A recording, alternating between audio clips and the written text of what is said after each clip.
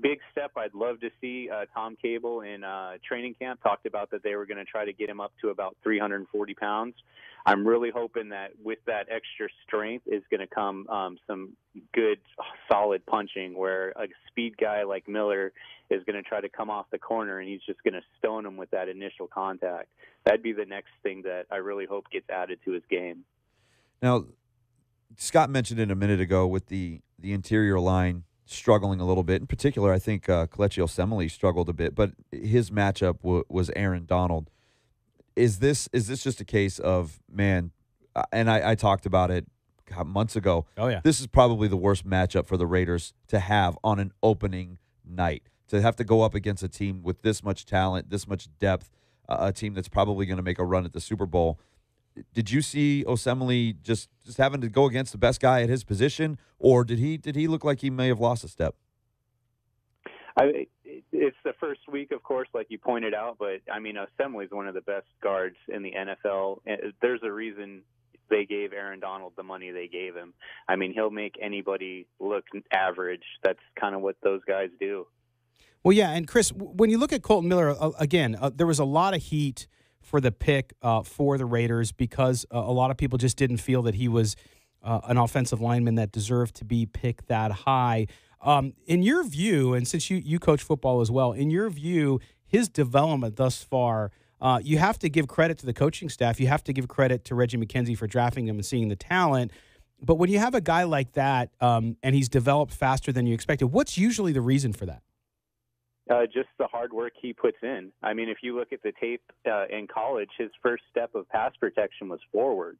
That's kind of like a guy starting at the starting line of the Daytona 500 in reverse. So you know he's been putting in work and time on his own. Certainly the coaching staff goes into it. But if he's a guy that keeps his work ethic, they will have a really good left tackle. Now, jump to the guy he replaced, Donald Penn. How did Penn grade out over there on the right-hand side? We know he's played that position a little bit in the past, so it's not completely unfamiliar to him. But I think you mentioned it before. It's like you're trying to do everything when you're right-handed, suddenly doing it left-handed. How did he look over there on the right side? He looked pretty good, too. I was kind of surprised they only brought more than a four-man pass rush 6 times in that game. They stuck to mostly a four-man rush, which I was kind of surprised because you'd think they would have wanted to get some pressure on the edge just to test them out. But Penn's kind of rounding into shape. The game this afternoon is really going to, put pressure on both of those tackles. So we'll have a lot better view of it after this game. But he looked pretty good. Oh, so Chris, what is going to be that biggest challenge for him today? Donald Penn? No, for Colton Miller.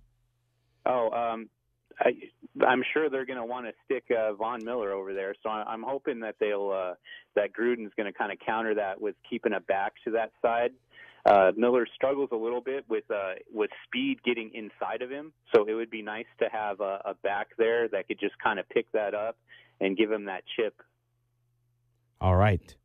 Chris, man, thanks for joining us again. This is Chris Reed, our senior NFL analyst over at silverandblacktoday.com. You can read his great story on Colton Miller's, and I'm sure, Chris, we're going to be talking to you soon, and I'm sure you're going to be spending the rest of your night looking at film. Yeah, that's the plan.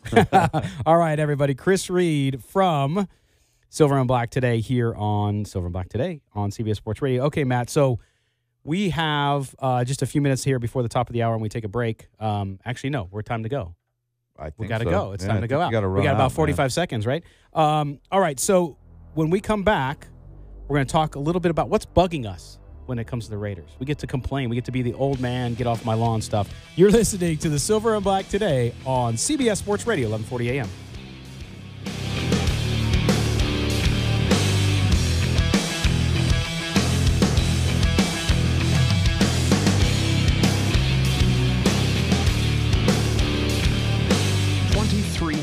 Veterans. They're heroes who need our help. When our heroes' families need help, they turn to Fisher House, a safe, free place to stay steps away from their loved one's hospital room. Fisher House.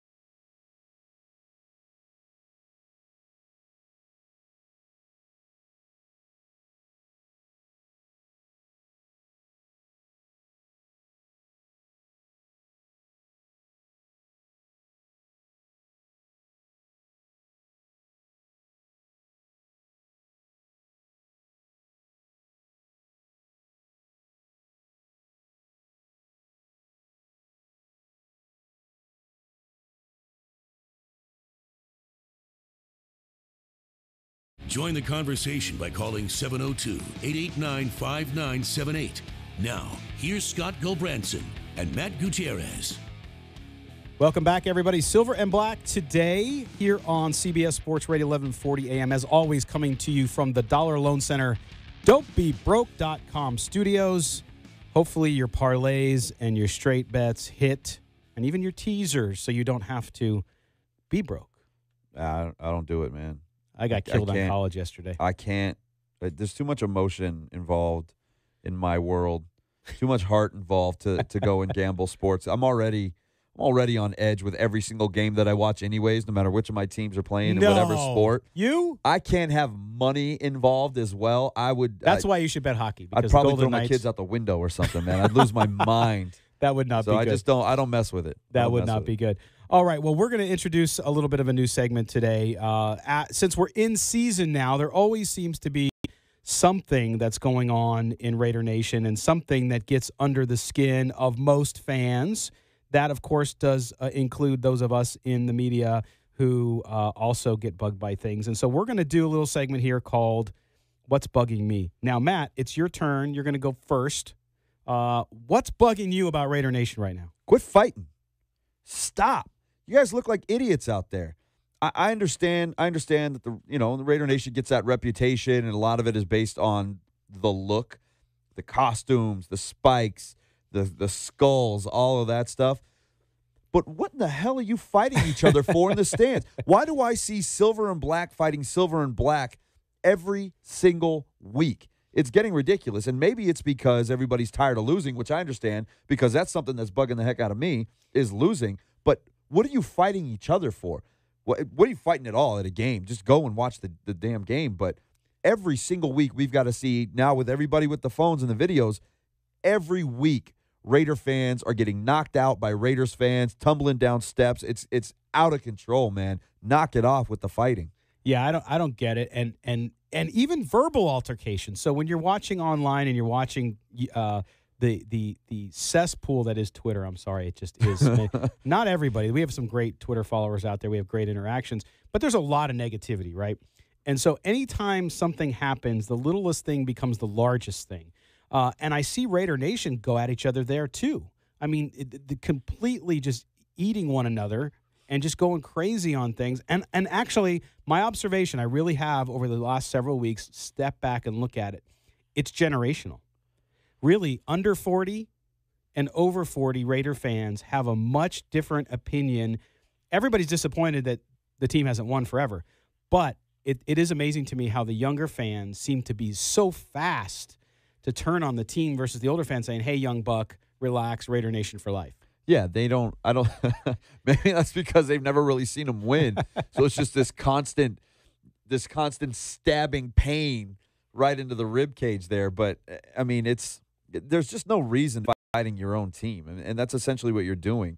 I get calling out players, getting irritated with the gameplay or coaching and things like that. But why you're fighting each other, just, man, I don't get it. Yeah, I don't get it. I don't either. And the other thing, too, so here's what's bugging me, and I wrote a column about it on silverandblacktoday.com, which you can go read, and that is, Raider Nation, give Derek Carr a friggin' break, okay?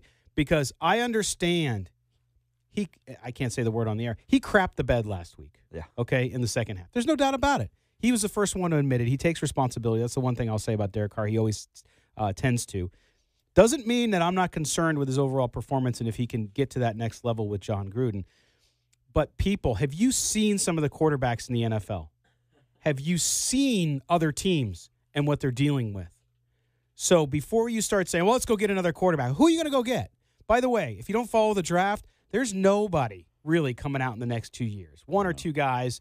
And if you want to pick a quarterback high in the first round, guess what that means? That means you went 4-12.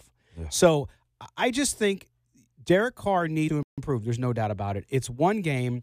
Let's relax. Let's understand that even if he's an elite quarterback, plenty of teams have won a Super Bowl, Matt, without an elite quarterback. Agreed. And for that to happen, let's be honest, the defense needs to be better because you need an elite style defense if you can't lean on your quarterback. To that, another thing driving me nuts, shut up about Mac. He's gone. He's gone. I'm sorry. Mac is gone. The trade is done. Hopefully these 2 first-round picks are worth a you-know-what. Yeah. But he's gone. What is everybody still crying about? Well, if Mac was here, he's not. He's gone. If Stabler was still here, you wouldn't have to worry about the quarterback situation. But he's not.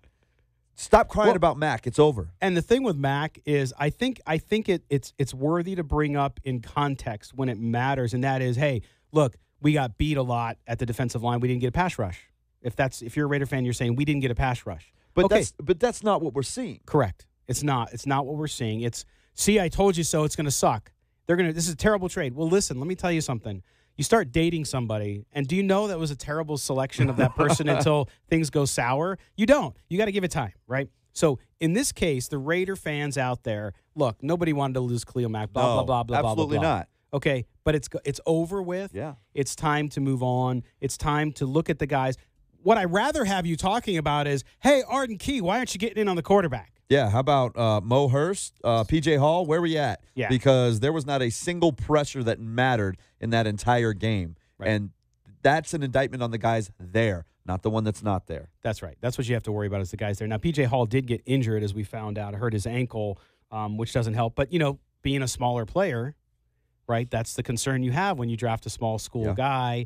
As good as he's been in the preseason. Can he hold up? Can he hold up to the rigors of the NFL? And it is a game of attrition, Matt. Yeah. So, kind of sticking with that theme as well. This is like Festivus. It is. It absolutely. the John Gruden hate. That, and if you go back and you read my prediction from back in June for the first game of the season, I believe verbatim I said that John Gruden haters will be out in full force. Oh, yes. Here's what's funny to me about it. Every single year, whenever a coaching vacancy came up, whether it was your boys in South Bend with Notre Dame or any NFL team that popped up, a coaching vacancy, whose name was at the top? John Gruden. Every time. Everybody coveted John Gruden. But he goes back to the Raiders, and suddenly there's all this, wait a minute, maybe They're afraid. Yeah, maybe he isn't the guy we thought he was.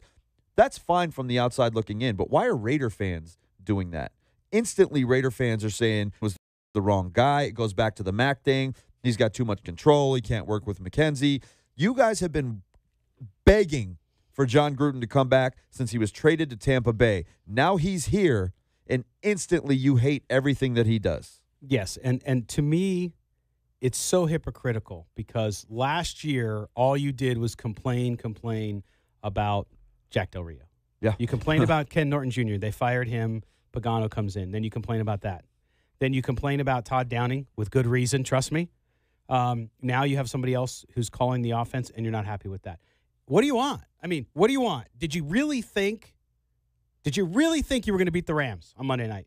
I didn't. Now, they had a chance. If they could have consistently held what they did in the first half and the second half, then it's a close game. Doesn't mean you're going to win, but it's a close game. Raider Nation has just got to relax. Yeah. That's impossible. And wait. No, yeah. I know. You know that. It's, Matt, we've said it 100,000 times on this show, the podcast, on the website, you name it. It's a transition year. There's a reason Vegas has them at 8 wins. Yeah. And right? I had them at 10 wins, and I can't get away from that right now because I said that they were going to get smoked by the Rams, but the schedule lays out favorably throughout September where I thought they could go 3-1. Now it starts with today and Denver, and they have to go in there and prove something and beat that team. I don't think Denver's a great team. I think it's a very winnable game. Then you have Miami and you have Cleveland, but you have to take care of business. So if they end up 2-2 or 3-1 at the end of September, then everybody's going to take a step back, relax a little bit, and go, okay, there's some pieces here to work with.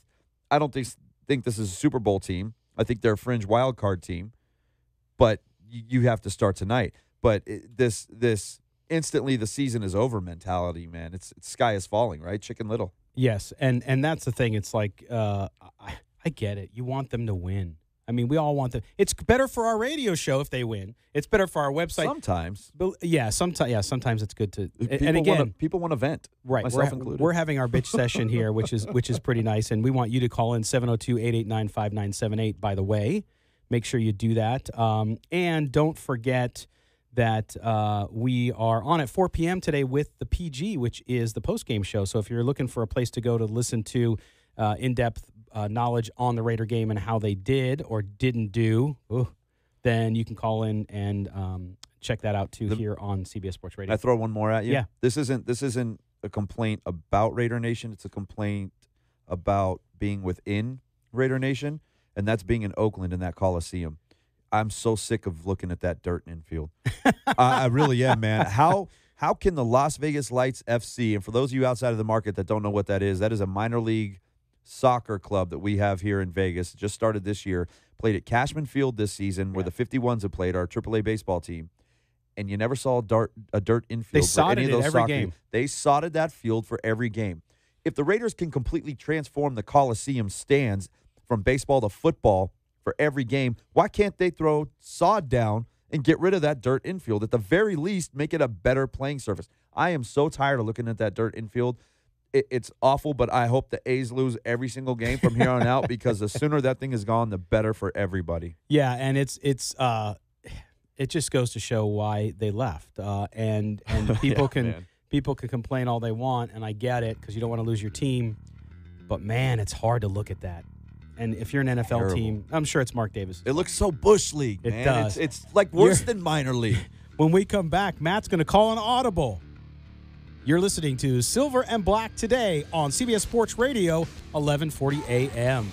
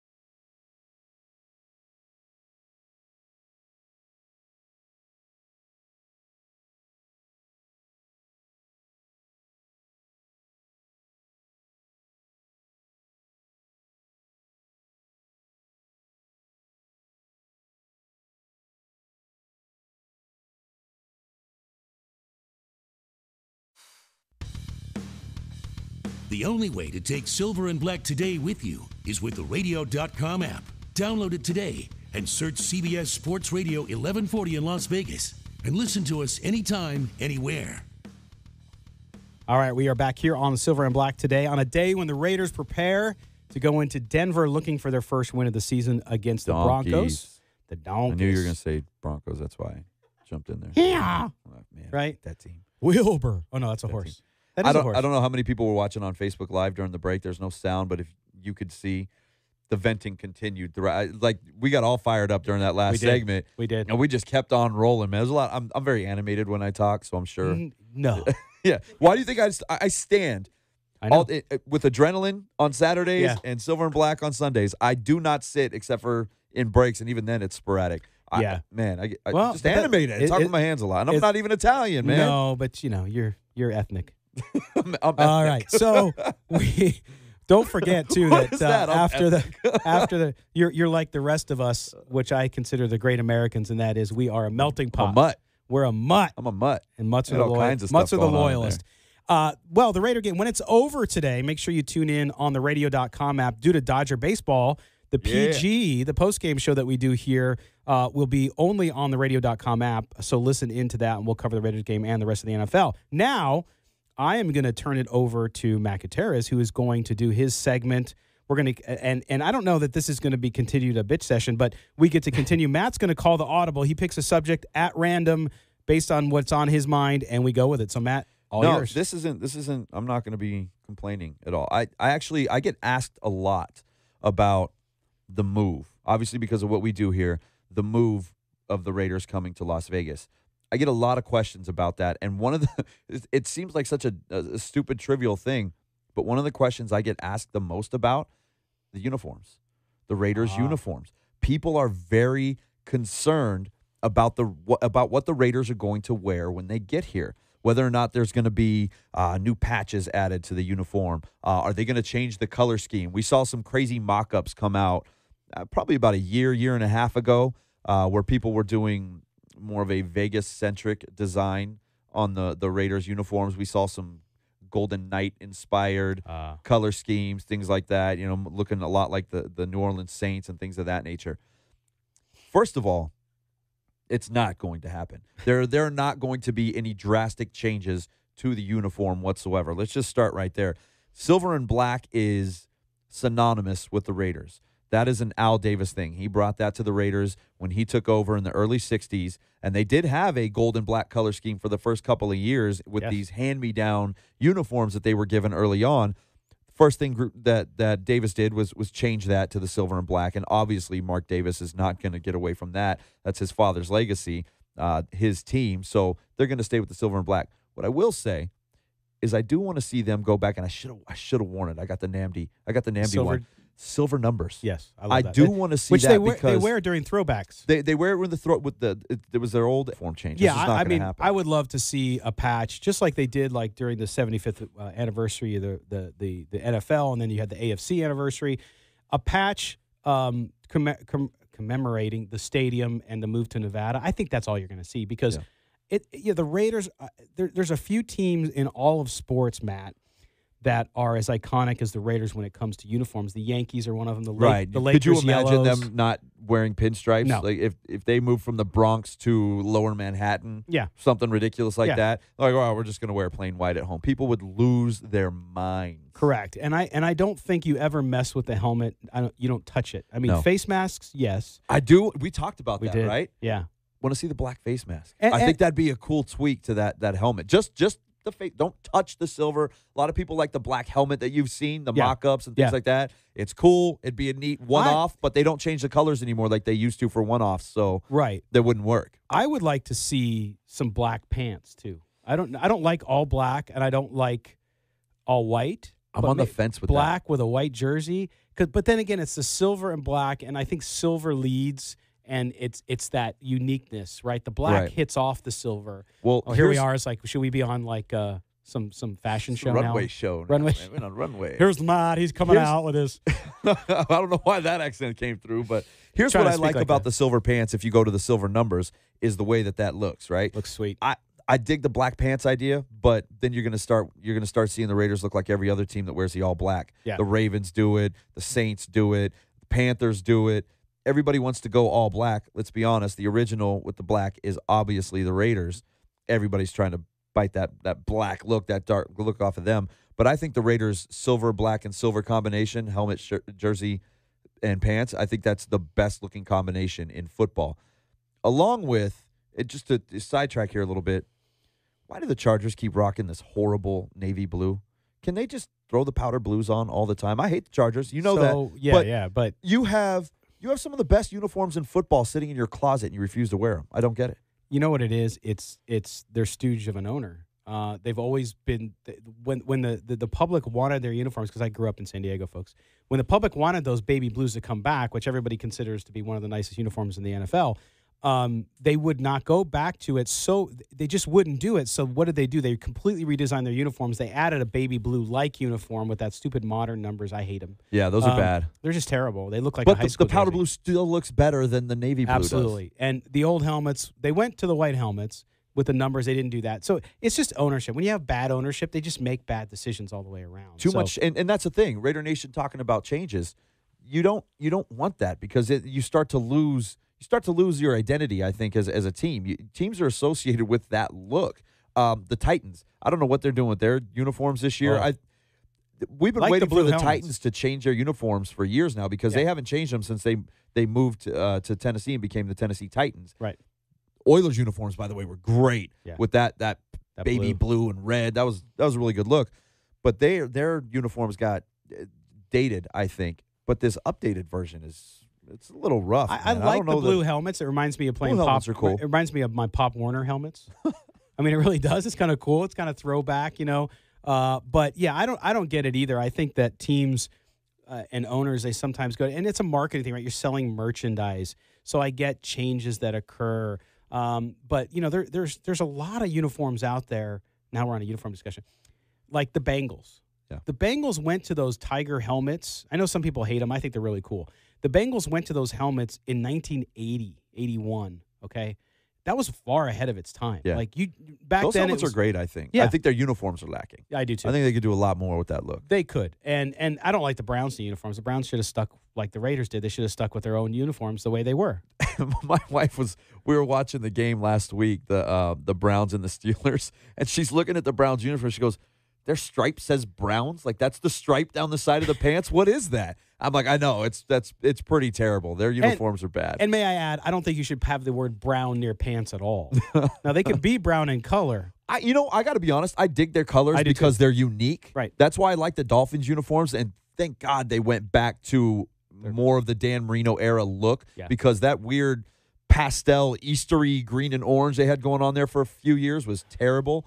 But that orange and brown, it's very unique. It's a different look, and I think they had it good in the 80s, and you know that old school kind of look where it just like the Raiders, it just looked tough. The Steelers, it looked tough. Now it just I don't know. Have you ever seen ever seen the inside of the Marlins Stadium?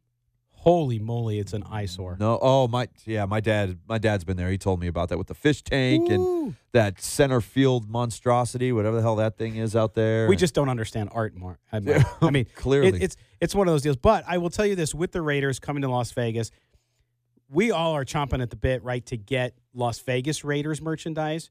Although Raiders merchandise overall, you don't see a ton of stuff with Oakland on it. Okay, so look at the jersey. There's nothing There's Oakland. nothing. There's not even. There's no logo. Or your hat there's nothing on for here people watching. Yeah, the Raiders logo just says Raiders. There's no Oakland in it. So you'll see things that say Las Vegas just for merchandising's sake. Right. But there's nothing you need to change on the uniform. There's nothing you need to change in the logo, because nothing says Oakland anyways. That's right. It's the Raiders. It's the silver and black. All right. Well, that concludes the Audible. When we come back, we're going to go out to Denver live with Scott Bair from NBC Sports Network Bay Area. He'll tell us what's going on with the game today. You're listening to the Silver and Black Today on CBS Sports Radio, 11:40 a.m. in the city of Las Vegas, Nevada. Hang on.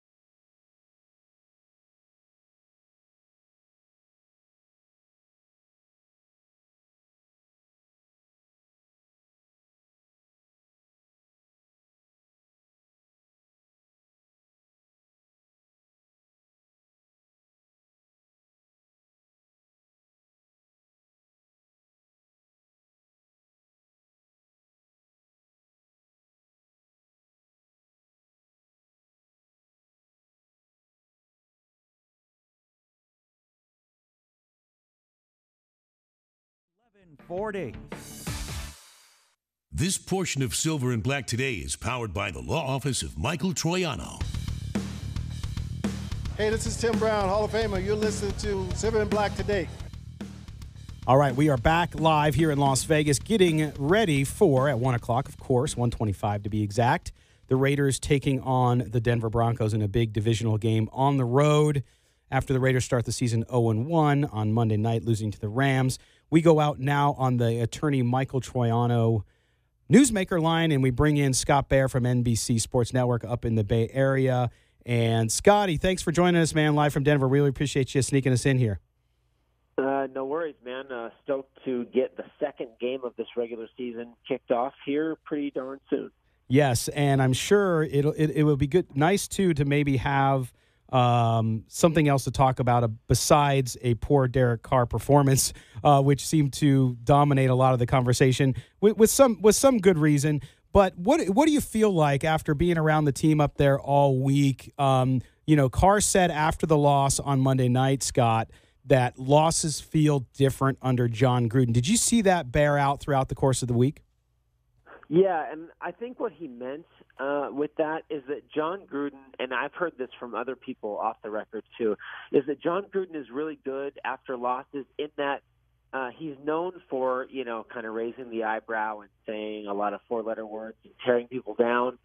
He's also really good at bringing people back up, and I think he tried to create a positive atmosphere there, knowing full well that there was a giant talent disparity between the Rams and the Raiders, and I think that he believes that gap is a lot smaller between the Raiders and Broncos, Raiders and Dolphins, and of course the Raiders and Browns. So I think that he wants to put that first game kind of behind them and then try to get on a winning streak. I think that that's what Derek meant by that, is just that John Gruden, while he is known again for kind of tearing people down, he's actually pretty good at bringing people back up. Hey, Scott, Matt Gutierrez here. There's two schools of thought with the way Derek Carr played last week. One of them is it was part of the game plan to get the ball out of his hands really quickly, which we know that it was, but it was coming out faster than any other quarterback in the league last week. The other school of thought is he still looks nervous back there. He's not willing to stand in the pocket, not willing to extend plays, not willing to take those hits after the 16 leg injury and last year's back injury. Which side of that argument do you lean towards? Well, okay, I think that's a very well-said question, and I will say this. I'm still a big believer that Derek Carr is the 2016 version that was a legitimate MVP candidate. But once you have a reputation, anytime that you don't do well, especially when you are the sole face of the franchise now that a certain number 52 is playing in the Midwest, that all the pressure, all the eyes, everything is focused on Derek Carr. And he does have a reputation for being skittish. He does have a reputation for checking down. So anytime that people see something that falls in line with that stereotype, they immediately think, oh, well, this is his natural position. You bring up a great point, is that it's part of the game plan as well. And I think what Derek does, it's always tough to say what is in Derek Carr's head, right? Like, is he afraid of getting hurt? He's never going to say that, and I'm never going to assume I'm never going to question a quarterback's toughness. That's really difficult. But I will say there were several times in the first half where I literally said out loud, that was a perfect throw. He is capable of making perfect throws, and he's capable of making any throw. But I think that he lost his way in the second half, and I think – keyword think here. I think that he gets too wrapped up in the game plan or in what the coach is telling me to do. He wants me to go to Jared. He wants me to go to Jalen. That's what I'm going to do. I'm not going to look to Amari or Jordy or wherever. And he gets too locked into his keys from the coaches. He follows that line too strictly and ends up getting himself in trouble. And I do think that there is a bit of a confidence problem at times when things don't go right. Because you're right, the 2016 version of Derek Carr was a smooth operator who was awesome in the fourth quarter. And that's not the player that we've seen recently. And I know that he can be that. He just has to get back to that. I'm not sure what it's going to take. I think what it's going to take, now that I'm going to reverse course here, is it's going to take a fourth quarter comeback. And I think this game is going to be close, and I think that if he does it here, then he's going to get right back on track, right? That it just takes one time for him to realize, oh, yeah, I can make every throw. I can do all these things. Stop doubting myself. Stop adhering so strictly to the game plan and just go play football. We're joined by Scott Bair from NBCSN Bay Area. He is live in Denver pregame for the Raiders and Broncos. And, yeah, I mean, I agree with that, too, Scott. I think confidence and winning, just heals so many wounds. And after the year he had last year with injury and the coaching staff and the turmoil in the locker room, all that kind of stuff, that's what he needs. Now he's going to Denver and he's facing a tough defense this week. How hard is it going to be for him to find that, knowing that going in the Broncos, while not anywhere near what the Rams are, in my view, still have some tools like Von Miller there who could give him some fits all day? It's really all going to be about the offensive tackle play, which may scare some Raiders fans because I mean, Colton Miller has been pretty good, and he doesn't have that that offensive lineman's nasty streak where he will rip your eyes out, but he's a real technician, and he focuses on that. He doesn't let emotion get into it, or the fact he's going to face Bradley Chubb most of the day. And Donald Penn is a guy that if you talk crap about him, he's gonna get you back. And I think ultimately, if those offensive tackles early on can give Derek Carr time and confidence that he can work within the pocket, I think he can reverse course on what has been a pretty terrible history playing in the Mile High City. He's only won one game here, and that was that MAC 5-sack game where Marquette King absolutely destroyed things. Yeah. He has not played here. Amari Cooper has not ever played well here. So it's going to take Derek, I believe, to get some confidence, get some understanding, and I think Martavis Bryant is going to be sneaky important today because I was going to ask you about him. Then let me jump the gun. He does things that nobody else in this wide receiver core does. His speed earns so much respect that even if he's just running a clear out route, it's going to take double coverage off of Nelson or Cooper, right? And I think that all these things we're talking about, and we're talking about the space between Derek Carr's ears, I think all those things give him confidence. When he is confident, he is very good. When he is very good, the Raiders are tough to beat. Yeah, jumping back to the line thing, I know this probably sounds crazy to say to a lot of people out there, but I think the Raiders will have an easier time blocking this line up than they did against the Rams, mostly because with the Rams, their pressure comes up the middle, and when you can collapse the pocket up the middle, it makes things extremely difficult for the quarterback. Even if you're not able to get to him, you're really messing with his line of sight. With the edge pressure coming from Denver, you can use backs, you can slide protections, you can bring in extra tight ends, you can help chip those guys out and give him a more comfortable pocket. I think that you might be able to see Carr have a little more time, or at least the illusion of more time in the pocket to maybe push the ball downfield a little more.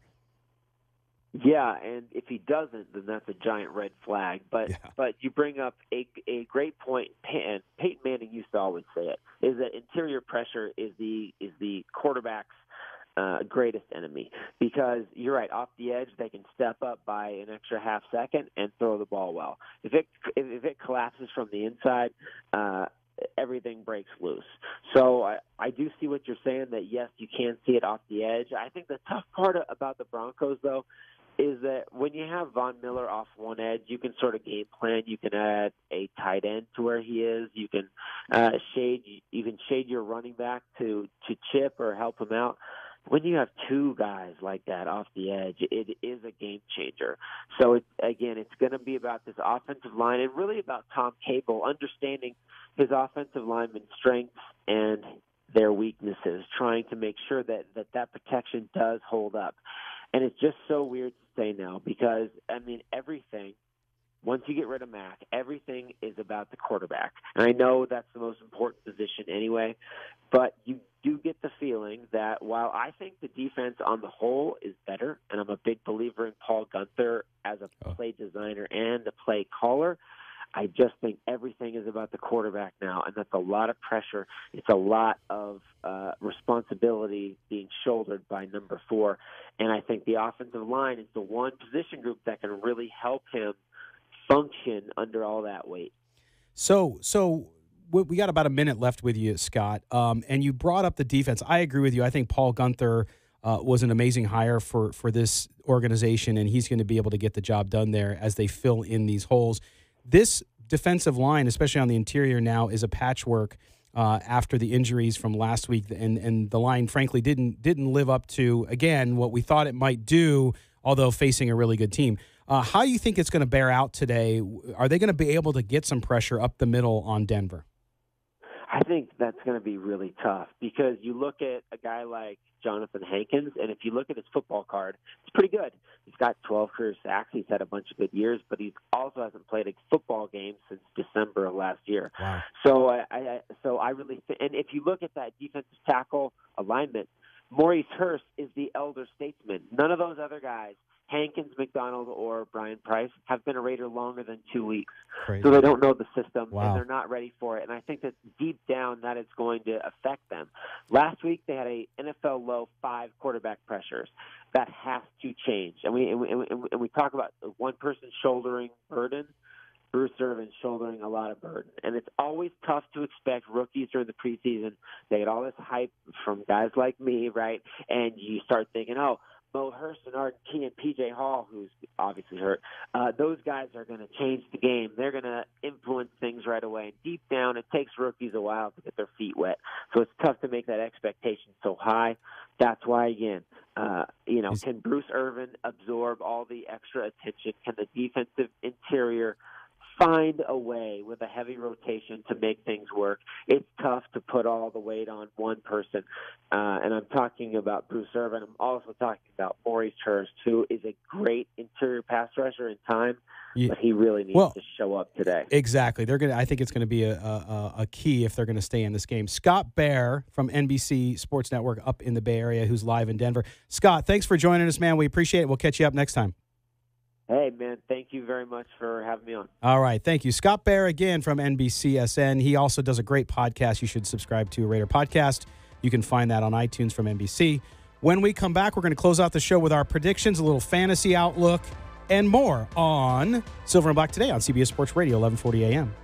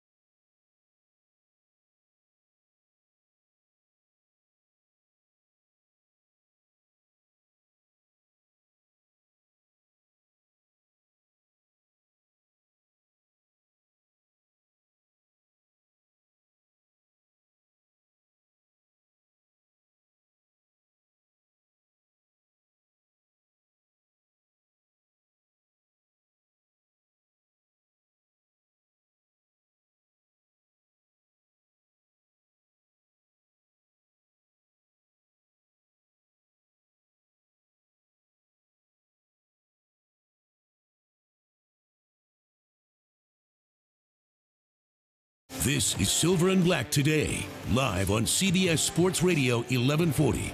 Here's your host, Scott Gulbranson. All right, welcome back. We are in the home stretch here. We are in the final quarter. Well, yeah, quarter hour, kind of. 2-minute drill. What are you talking about? Quarters. 2-minute drill. 2-minute Let's drill. go. We got about 9 minutes for that, Matt. 9-minute drill.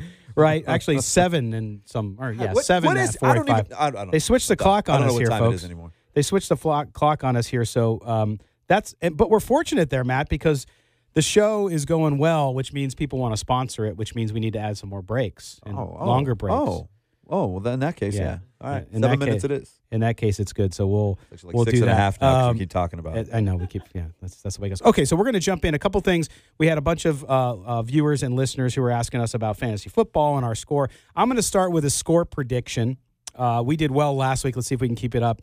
And I think the Raiders are going to perform a lot better. They have a good chance to win this game, I think. Although I'm going to say because it's on the road, it's going to be a close one. And I think the Broncos will not cover, but they will win the game 27-24. I'm going 24-23 Raiders. I'm saying and I was almost there. You know what beats a really good pass rush?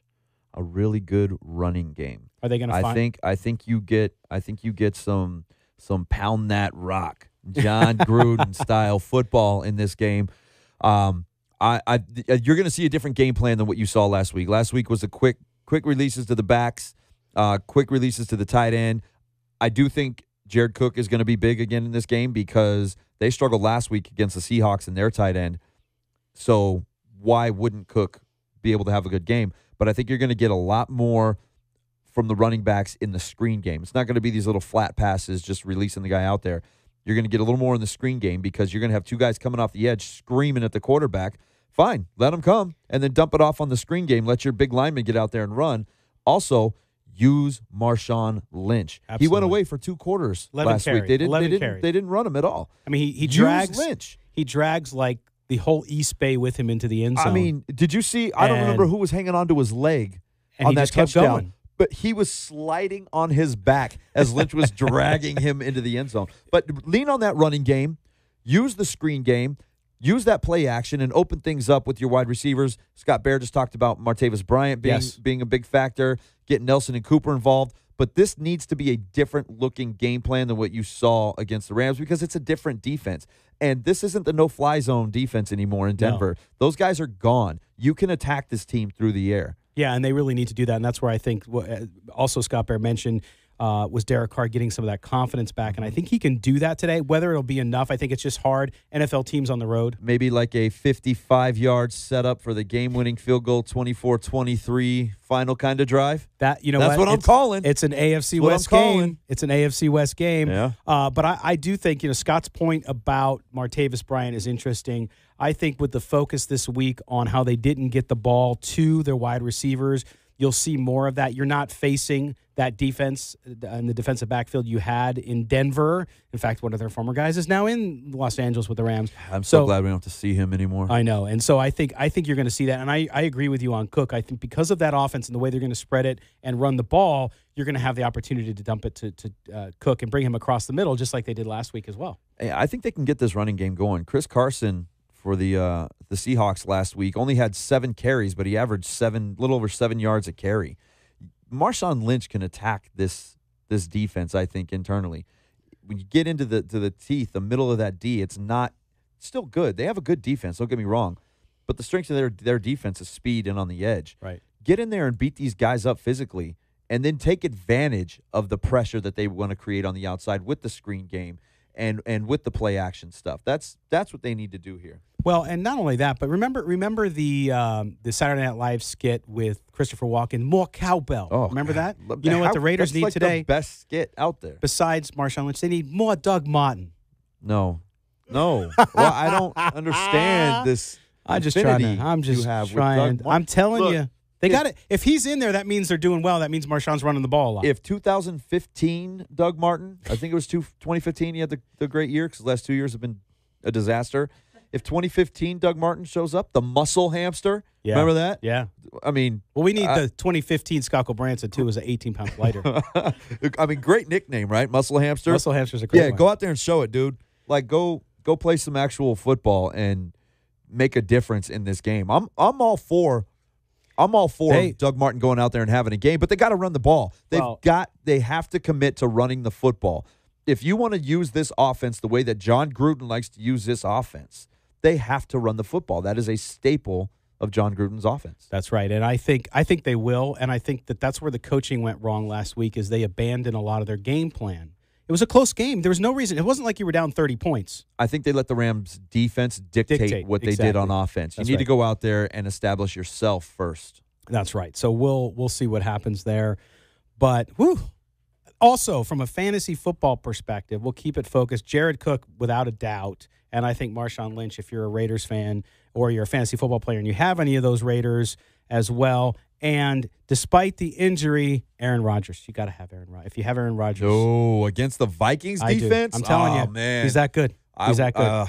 This ain't the Bears defense, man. That's very true. The Vikings are legit. Don't be surprised if it is L.A. and Minnesota in the NFC Championship game. I mean, that's a heavyweight fight right there. Yeah, I still think, despite the fact looking horribly on defense last week, I still think the Saints are going to be there. I don't think they can beat the Vikings, but I think they'll be there. They're a playoff team. Yeah. Yeah. Speaking of the rest of the NFL, at 4 o'clock today, make sure you tune into the radio.com app. You can look for Sports Radio 1140 AM on there. The PG, which is our new postgame show, which we will first talk about the Raiders. So, yes, it's the whole NFL, but it's also Raiders, so make sure you do that. For Matt Gutierrez. Matt, thanks, brother, as always. Yeah, man. Let's go watch some Silver and Black. Let's go watch some football. For some football. That's right. We will see you next week here on the Silver and Black Today on CBS Sports Radio 1140. Also, silverandblacktoday.com. This show is posted up. You can get it from iTunes and everywhere else you can throughout the week. Appreciate you guys. May the autumn wind always be at your back, and we'll talk to you next week. Take care, everybody.